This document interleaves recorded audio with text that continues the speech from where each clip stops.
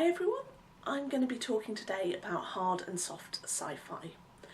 This refers mostly to how well a story adheres to the laws of physics as we know them. A hard sci-fi story may include bits of technology that are beyond anything we could currently develop, but they are physically plausible as far as our understanding of the universe goes. Whereas a soft sci-fi story might hand-wave away a few bits of things that we believe to be implausible or impossible. So things like faster-than-light travel might be included in the story because it helps the plot, even though we believe that that is not going to happen actually in the real world. But it's more than just whether the stories include these elements or not. Hard sci-fi usually spends a bit more time explaining the science. So let's take artificial gravity as a concept. There are stories like Islands in the Sky by Arthur C. Clarke, where a sensation like gravity is created by the use of spinning components on a space station. So because of the centripetal force, people are pulled towards the outside of the station and they feel like there is a downwards. They feel like there's gravity while they're in that part of the space station. That's a technique that's used in quite a lot of sci-fi to get around having artificial gravity.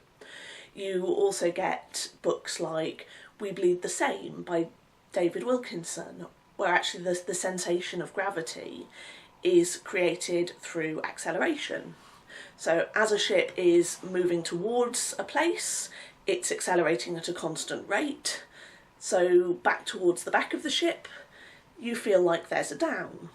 Once it reaches the halfway point, it starts decelerating at a constant rate, and now the direction that feels like down is towards the front of the ship.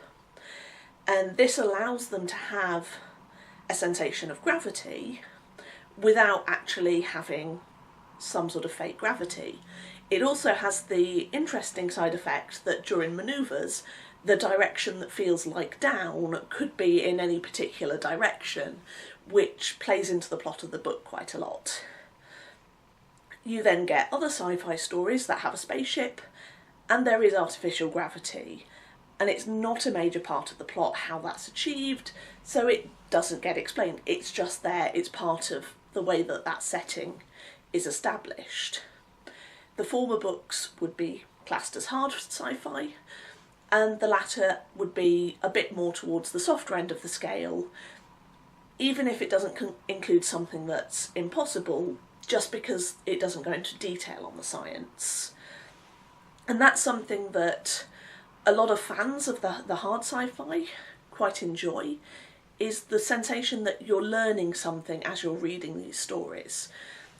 So Kim Stanley Robinson is one of the big names in this type of story, and you get a story like 2312 where at one point the characters go to an asteroid inhabitant, and the inside of the asteroid has been hollowed out, it's rotating, so hey, artificial gravity again.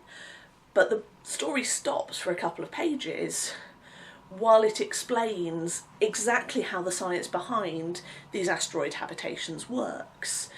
It stops the story to explain the science.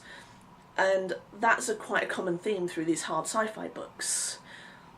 You have some story, you have some characterization, you have some activity going on, but you also have the explanations. And if you are a fan of the softer end of the sci-fi spectrum, you might read these and think, but you're taking me out of the story. I want the plot, I want to know what happens next. Why are we stopping to explain the geology of Mars? So you end up with these very different styles. And I don't want to try and claim that one style is better than another, because it's entirely down to personal preference. And there are plenty of readers who will happily read anywhere across this sort of softness spectrum, as long as the story's good, as long as it's well written.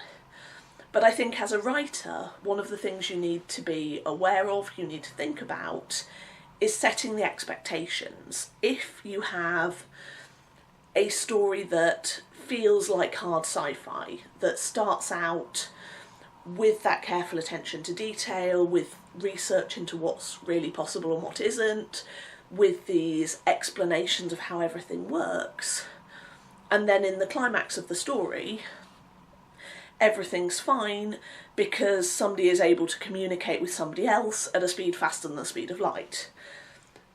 The readers will probably feel that you've cheated with that answer because it contradicts the style that's been established, this hard sci-fi, very realistic style.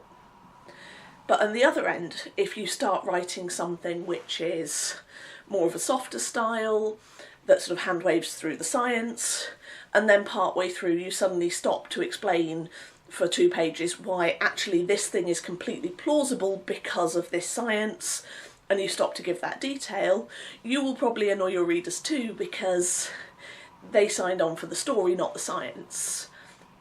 So however you prefer to write, whatever style appeals to you, the main thing is that you're consistent.